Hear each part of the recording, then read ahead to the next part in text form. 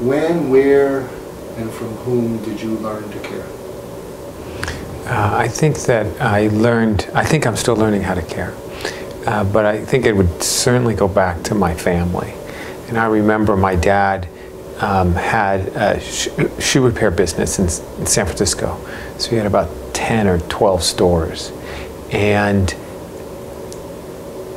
when one of the guys doing shoe repair would get in a bad way, how my dad would bring them into the family.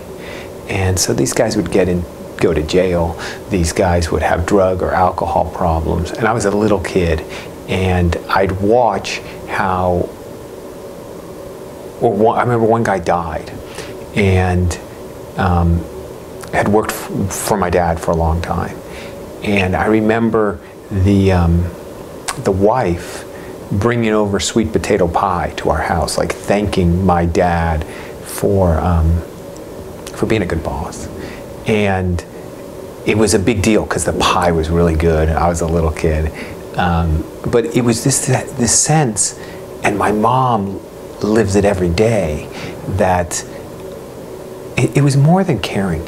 It was really, well, I would say it was caring for everybody. So we went from middle class to upper class, but there was never anyone beneath my mom. So every person mattered.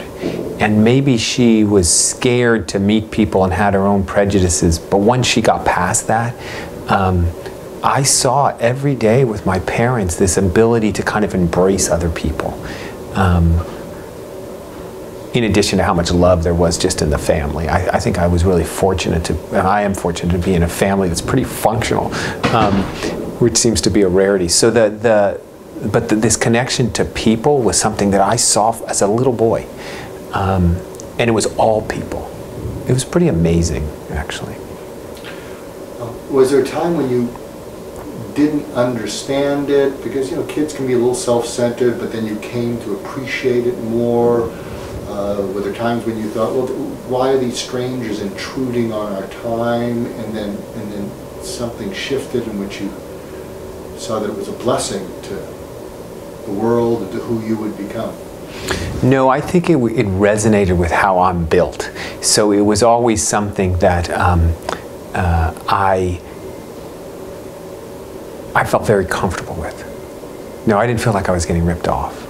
I mean, we shared the pie. I mean, it was the rewards and the payback was something that the whole family benefited in. So I didn't feel that I was getting gypped in any way. Something you talk about, and I've heard you talk about it, and maybe you'll talk about it here, is how you learned to care to create the UCLA of today. And I remember you sharing about how UCLA was a place you go to die, but it wasn't a place you go for care, but you don't go for caring. So can you talk about something that triggered you, something that touched you and started you not just down this path of what you do, but how you do it? Yeah, so about 6 years ago when I was fortunate enough to get this responsibility,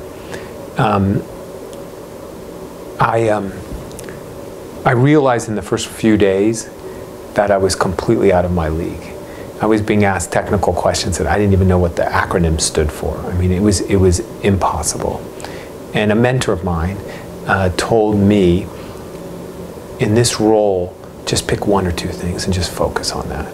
And that was kind of going in my head. And to decrease my anxiety, because I didn't know how to answer the questions in the meetings, like the people coming to you asking this stuff and it was like a foreign language, I spent a lot of time with patients. I'm comfortable with people. I mean, it's kind of back to how my mom or dad, I'm comfortable talking to anybody or listening to anybody and learning. I love that. So I spent time on patient beds a couple hours a day. I still do. So I would say, how's the care, what's going on? And I learned a couple of things. One was, yeah, we perform miracles. We're a really great technologically advanced place and, you know, world famous. And also we had no care. No one knew who was in charge of her care. The food wasn't ever right. We weren't coordinated. We came across as if we were UCLA, you're lucky to be here, as opposed to what I try to live every day now is to heal humankind one patient at a time. And there are definitely cases, and I don't even think it's just been in this role, but throughout my whole training, where I was like, we gotta get better. So the ones that stand out, some are from my psychiatry. There was a 3rd grade girl that wrote in her haiku poem that she wanted to tie yarn around her neck and kill herself. And I was just become a faculty, just been finished my training in psychiatry here. And the family came in to see me for a 45-minute visit. And I was pretty well trained, and I know how to treat depression in kids, and I did good care for those 45 minutes.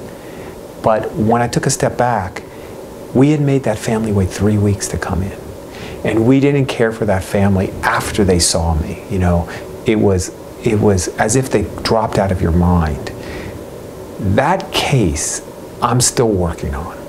I'm working on how do we answer the phone better? How do we get people in better? Actually, starting July 1 this year, we will answer the phone. I'm so happy because it's from that same case. The phone will be answered. Hello, this is UCLA Health. Would you like to be seen today? So we will have same-day appointments for everything. Because when your kid writes that in a haiku poem, you can't wait 2 weeks. When your wife comes back with a lump in her mammography, you know, you stop checking your email and doing work. You have a whole new focus.